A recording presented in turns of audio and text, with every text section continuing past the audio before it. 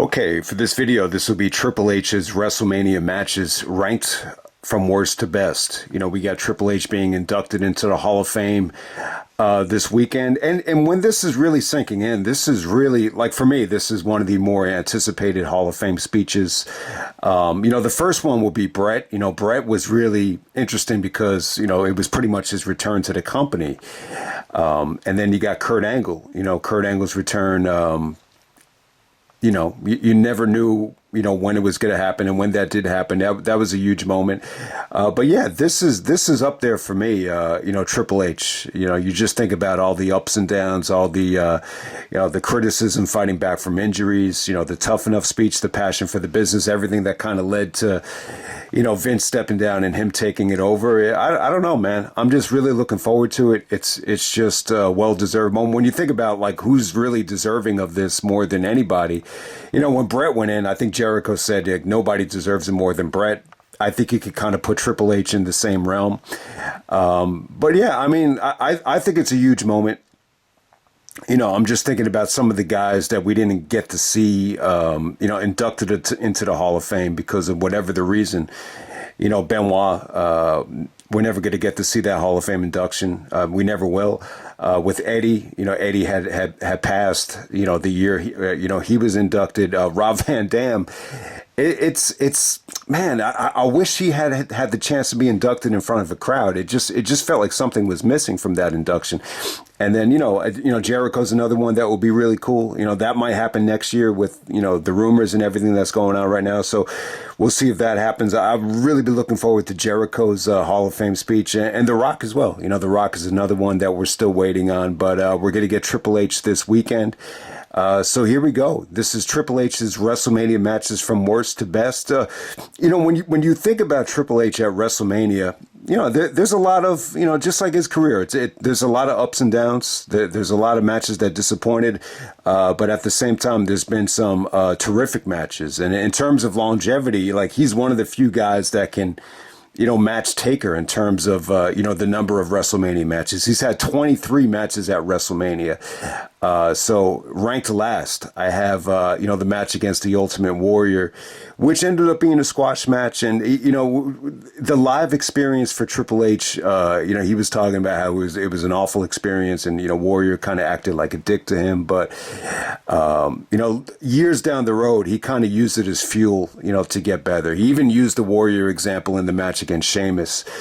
So, I think that's one of the coolest things about Triple H is, after the shaky, relationship with Warrior, he kind of, he was one of the guys really pushing, for him to get into the Hall of Fame, and you have the statue of him. So I always thought it was really cool how, Triple H, had a lot to do with, bringing the Warrior back. And he's just so glad that Warrior got to, have his big moment in the Hall of Fame, like hours like right before he died. So the Triple H match from WrestleMania 12, I just want to say this. I think Triple H deserves a ton of credit for that match. That's one of the matches that got me to tune into WrestleMania 12 because I was a huge Ultimate Warrior fan. So that really, brought me to the show, to the party.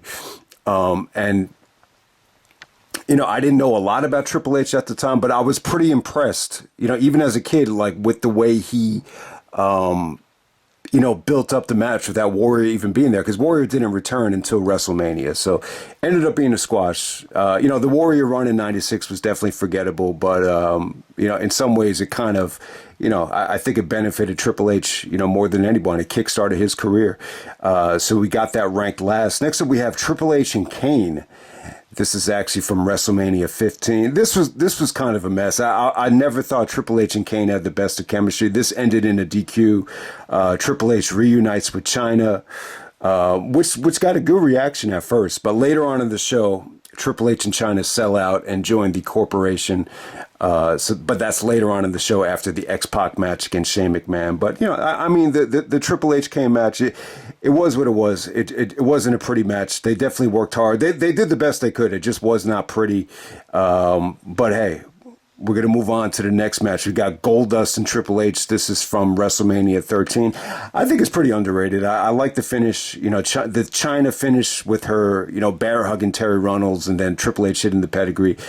I thought it was a good finish. Triple H's first win at WrestleMania 13. All right, next up we have Triple H versus Randy Orton from WrestleMania 25. They go last. Definitely the most criticism I think Triple H had ever gotten, for a WrestleMania match, for a WrestleMania main event. There's just so much we could talk about here. So let me say this before I go, too in depth with this thing. I probably said everything I needed to say, but just quickly, I think that the biggest problem with this match is, I think bringing Vince into the storylines with him kind of, supporting Triple H, before the match and even on Raw, coming out together, Triple H with the McMahons. I think that was the wrong move. Definitely think it was the wrong move. I think it was a confusing story to tell because Randy's pretty much looking for redemption, because Triple H took the belt from him, 3 different times, even going back to the Evolution days. So it's Randy's looking for redemption, but Triple H is looking for revenge because of Randy's mental, sickness with his anger, aggression, taking out Steph and everything. So it was a difficult story to tell. It almost had a feeling like the fans didn't know who to cheer for. There's a lot missing from it. I definitely think it needed like a no disqualification, street fight stipulation. I just think they took way too long to get going here. Like when you look at the lockup, there's just too much lag before they even touched. And when they did touch, the air was just sucked out of the building. I don't think the match is as bad as, some people make it out to be. I think if you were there, it seems like if you were there live, you probably thought it was worse, like than your average fan. But, for whatever the reason, they just weren't able to, follow, that WrestleMania. And it just, the way Triple H won it, too, it almost felt like it was a heel, going over, to end the show. Triple H and Sheamus from WrestleMania 26. So a little bit lower on the card for Triple H, but it only made sense. Sheamus was getting like the Brock Lesnar push. And Triple H had to slow him down. And, Triple H even told Sheamus, like, you remind me a lot of me, like when I was first starting out. And you know what happened? Like the Ultimate Warrior slowed my momentum, kind of, taking a page out of that book with Triple H slowing down Sheamus's momentum. But it was good. I think Triple H was a huge Sheamus supporter at first. I think Sheamus worked his ass off in the gym and, he was a huge Triple H fan, so I think that's why Triple H went out of his way to, work with Sheamus. Solid match, solid stuff here. Triple H goes over. Underrated, I would say underrated, but, at the same time, a little bit forgettable. When you think back to WrestleMania 26, you almost forget that this even happened. But he had a nice little finish. It felt like Triple H worked the crowd, more extensively than ever.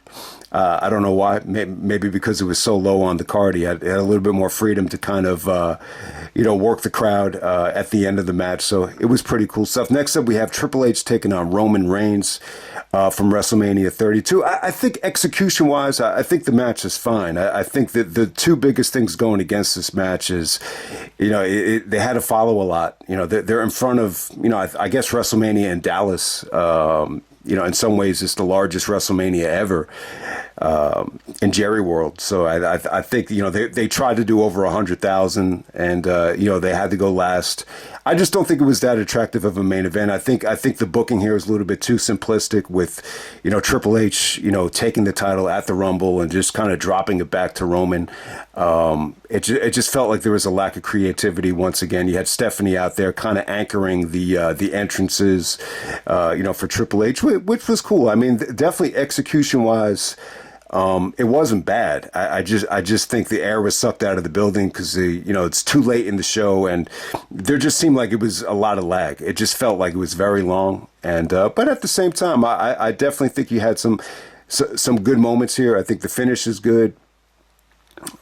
I definitely think they worked hard, but the fact that Roman went over in this spot, it seemed like this victory here ruffled more feathers than any other time, during, this first, push of Roman in this era, because he won the championship. This championship reign did not last that long, though. I believe there was a Money in the Bank cash in, from Dean Ambrose, not too long after this. But this is really the start of Roman's, one of his first championship reigns after WrestleMania. This is the first time he ever won the belt at WrestleMania.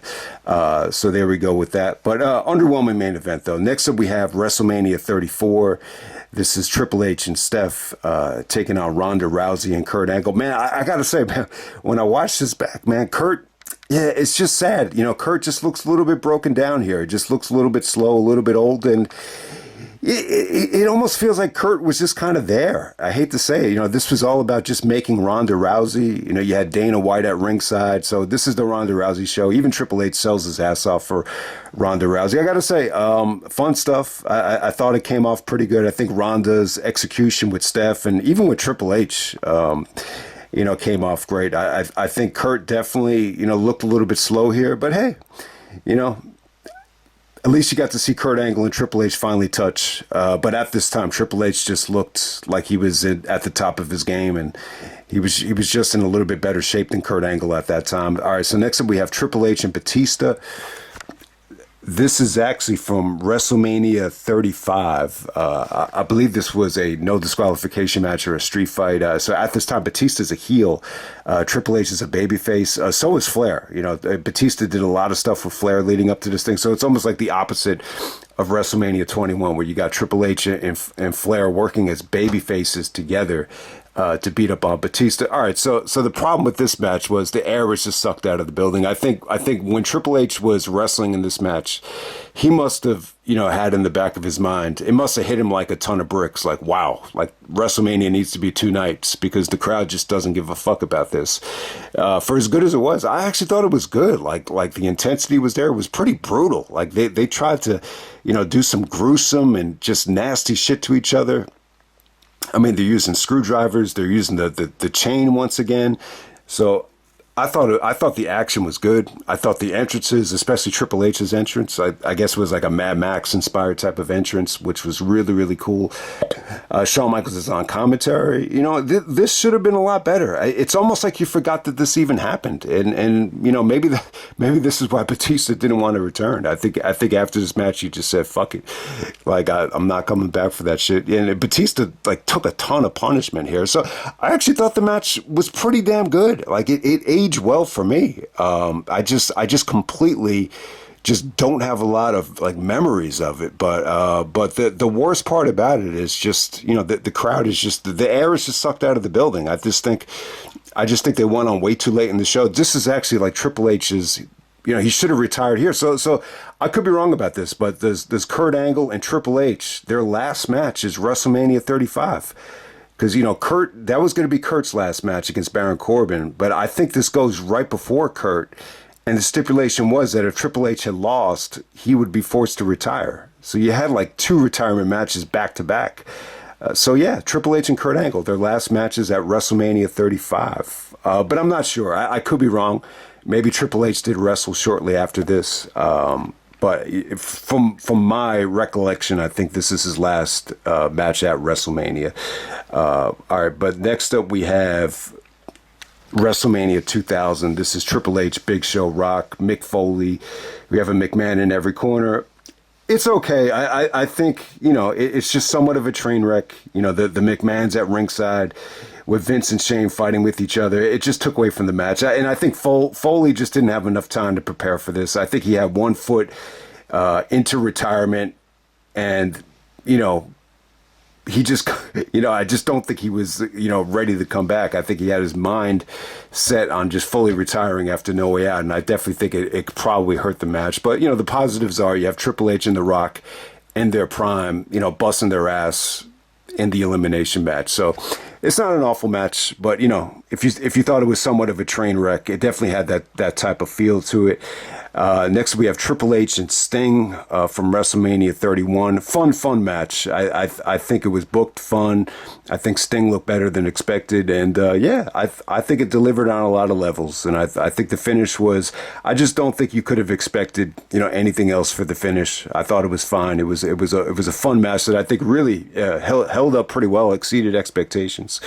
Fun environment, fun scenery with the daylight. So definitely check that out if you haven't yet. Next up, we have WrestleMania 21, Batista and Triple H. It does really seem like Triple H and Batista get the bulk of the credit for WrestleMania 21, which was, I think it's more of a collective effort than people think. But the bottom line is, I think Batista had a ton of momentum. He got himself really over.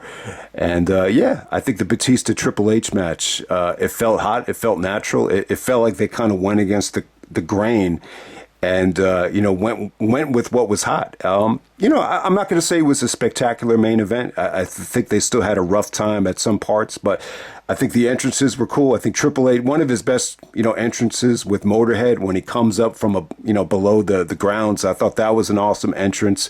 It was bloody. I thought you had a hot finish. I thought there was some creativity out of the pedigree, and it was an intense match. I mean, it could have been better. They had to follow a lot here, but it was still good, and it definitely benefited Batista. To me, like, this is the more memorable, match between Triple H and Batista, just because of what it did for Batista to get that trilogy going. All right, next up we have Triple H and Jericho. This is from WrestleMania 18. Underrated match. I think too many people crap on this because it had to follow Rock and Hogan, but I still thought it was good. I think when you go back to WrestleMania 18, a lot of people were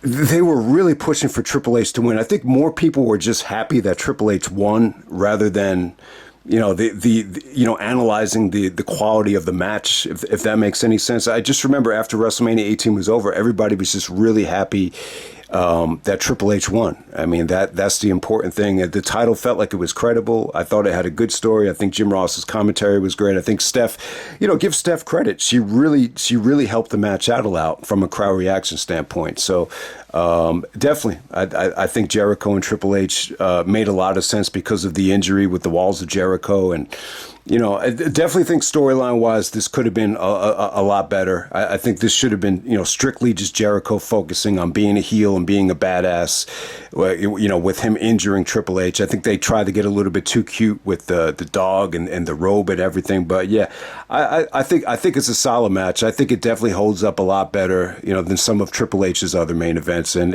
you'll always be, proud of Jericho, for, main eventing WrestleMania in the most star-studded, time in WWE history. So yes, I think it's definitely deserving of that spot. So next up, we have Triple H and Seth Rollins, where Seth becomes the Kingslayer.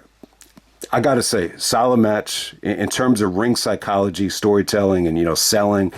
I think he had some good stuff here. The selling of the pedigree was awesome. The counters to the pedigree was awesome. The finish with Steph, taking that table bump, definitely the biggest bump of Steph's career. They kind of played off of that spot the next year at WrestleMania and the Ronda Rousey match. But yeah, I mean, huge match for Seth. I think Seth at this time is still trying to find it.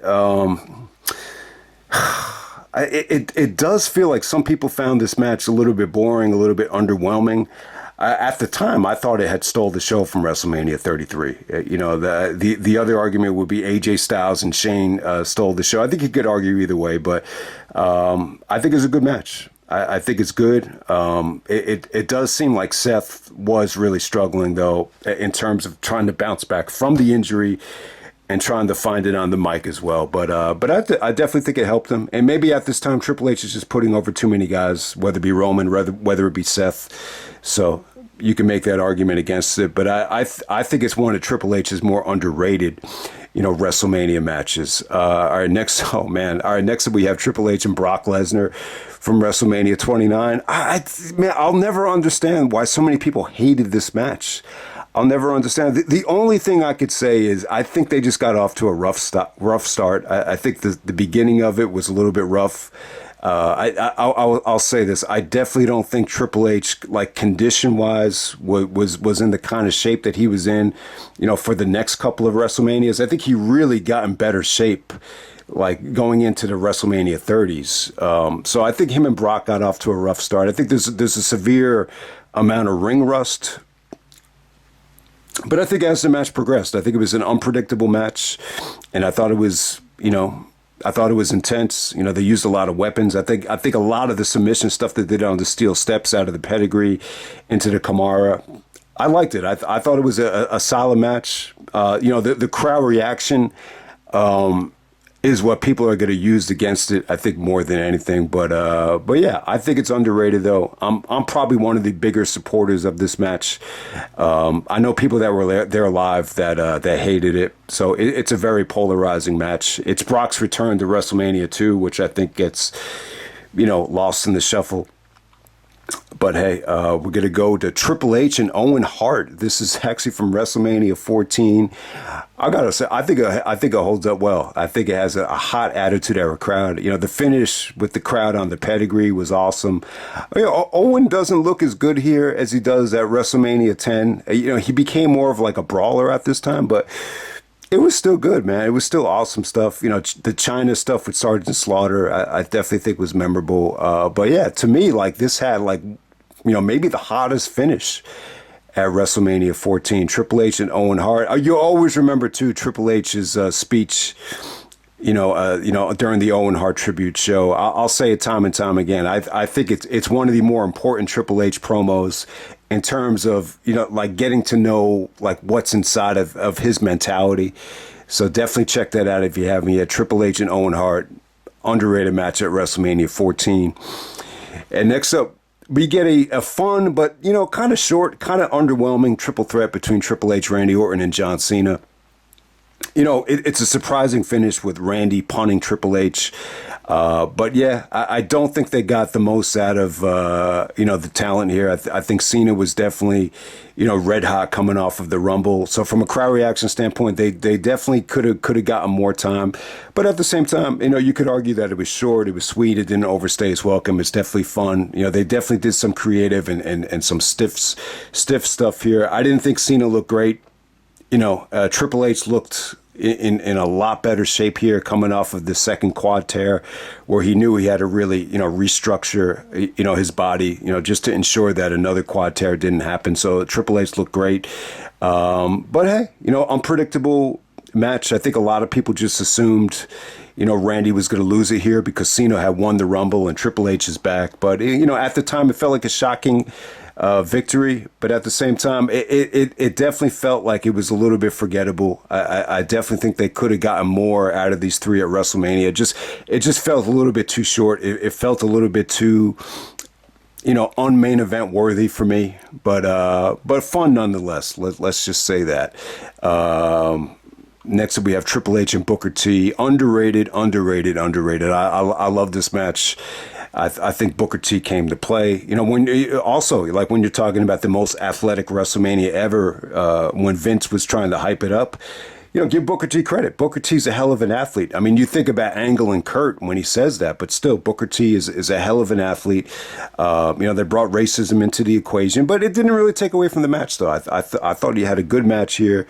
They tried to really oversell and push, the criminal angle, which, a lot of people are going to hate a lot of what went on here because of, Triple H going over and the racism thing and everything. But don't take away from what these guys did in the ring, though. You had some great selling with the Indian Deathlock. You had great commentary, great emotion from JR. And, look, the pedigree thing, it was a little bit deflating for some people. Maybe there was a little bit too much lag over the pedigree. But, to me, like in this spot, it's kind of a weird spot at WrestleMania to have a title change and for the babyface to go over when you're this far away from the main event. So, this is probably the most criticism I think Triple H ever got, for, a WrestleMania match. But it's still a hell of a matchup. I really enjoyed it. I think it's underrated. All right, next up we have Triple H and Undertaker from WrestleMania 27. Yeah, I just talked about it. I think it holds up great. I think they probably did one of the best jobs of really making you feel like the streak was in jeopardy with the way Triple H was, controlling the match and just dominating the match. So definitely good stuff. Triple H and Undertaker from WrestleMania 27. I think it holds up well. Next up, we have Triple H and John Cena from WrestleMania 22. Definitely the best atmosphere for a Triple H match ever. Maybe the best atmosphere for any WrestleMania main event. Shocking ending too, with Triple H tapping out to the STFU. In the heat of the moment, that had to be a shock. I mean, if you had told me that Triple H was going to tap to Cena like a year earlier, I don't think nobody would have believed you. Like, there's no way. But at this time, Cena, it just felt like they were relentless, with trying to get Cena over. So, yeah, I mean, for him to go over Kurt Angle, I think it was shocking at the time. But for him to go over Triple H and to make Triple H tap, it was crazy. But hey, I think it helped. I definitely think, Cena going over Triple H, Batista going over Triple H, it definitely took their careers, to the next level. But awesome atmosphere. The match isn't really pretty. They were able to have a good match without going into overkill modes. The match definitely holds up well because it's just so friggin' interesting with the crowd reaction. But when I watch it back now, I'm gonna say this, man, highly edited. I remember when I saw the raw, presentation on a burned DVD-R. There was like a ton of "fuck you, Cena" chants and just a ton of like profanity within the crowd. But whatever made it onto DVD or even the network, it doesn't really capture the environment as well. But still, I thought it was one of Triple H's better WrestleMania matches. So there we go with that. Next up, we have Triple H and Undertaker from WrestleMania X7. A little bit different, than their later matches. They didn't really abuse, the finishers like they did at 27. But I thought it was memorable. And I think it was huge for Undertaker. The fact that Taker had beat Triple H here, where Triple H is coming off of the big victory against Austin, it really put the Undertaker back, as a player, because let's face it, he lost momentum. He definitely, he went through a lot of changes with his body, and it just felt like it wasn't the same. I think when Undertaker came back as the American Badass. But I think this, when you're looking at the streak in terms of what's one of the matches that was really important to getting the streak as something that meant something. I think this match for Triple H at WrestleMania 17 is one of the more important matches of Undertaker's streak. There's no doubt about it. And let's face it too. Like when you're watching this match, there was so much innovation. The sledgehammer thing where they use the fake sledgehammer, but it ends up busting open Taker. Everybody knows that it's the WrestleMania 17 spot, and they played off of that spot for years in Triple H matches. And I love the ending. There was something unique about the match. It definitely felt like more of an Attitude Era match than some of their other matches, but it was good stuff. Undertaker wins, and I would definitely say I would say maybe one of the top three most important Undertaker matches in terms of elevating the streak. Next up, we have Triple H and Daniel Bryan. This is actually from WrestleMania 30. Awesome stuff. It held up well. Triple H's entrance was incredible. When he took off the mask and it had that look of intensity, even though he's a heel, it looked so cool. There was just a ton of Triple H chants.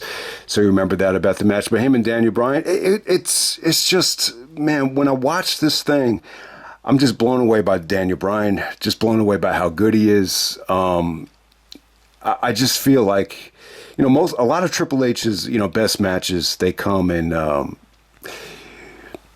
gimmick matches, street fights, matches where he's allowed to use weapons, or, Hell in a Cells, Iron Man matches where he has a lot of freedom to just do different things. But just, strictly in the ring, it just felt like Bryan was able to get more out of Triple H than anybody. I mean, it just ended up being such an awesome match.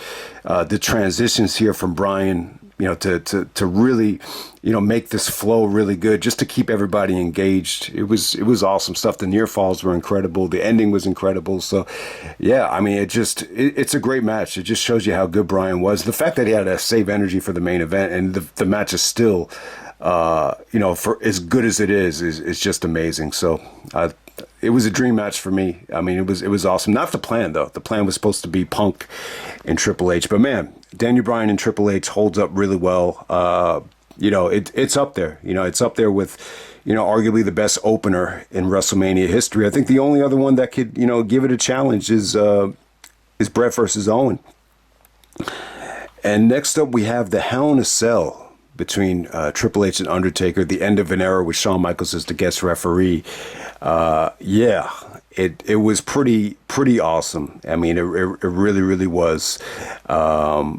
Just did a review of it, just talked about it, but I think the cell, the environment, Taker's new look with the mohawk, everything about it was great. It definitely stole the show from. I mean, you could definitely argue that WrestleMania 28. In some ways, it still feels like the biggest WrestleMania ever because of those two matches with the Cell and with Rock and Cena. And Triple H and Taker just had a load of intensity to it that I loved. It felt like the most intense, match that Undertaker or Triple H had at WrestleMania. It just felt like so much was on the line. So inside the Hell in a Cell, I got that actually at number 2, and then at number 1. We're going to go with Triple H putting over Chris Benoit in the main event of WrestleMania 20 with Shawn Michaels. So we get Triple H actually tapping out and losing as Triple H's, best WrestleMania match. But, yeah, I mean, look, it felt like the culmination of the most turbulent time of Triple H's career. And then he puts over arguably the best wrestler ever in Chris Benoit in the main event. So awesome triple threat match. Even with a rough crowd here, the crowd definitely was a little bit burned, but the action was so good, because they wanted Benoit to win so bad that whenever it felt like Benoit was going to win, that's what kind of saved this the crowd.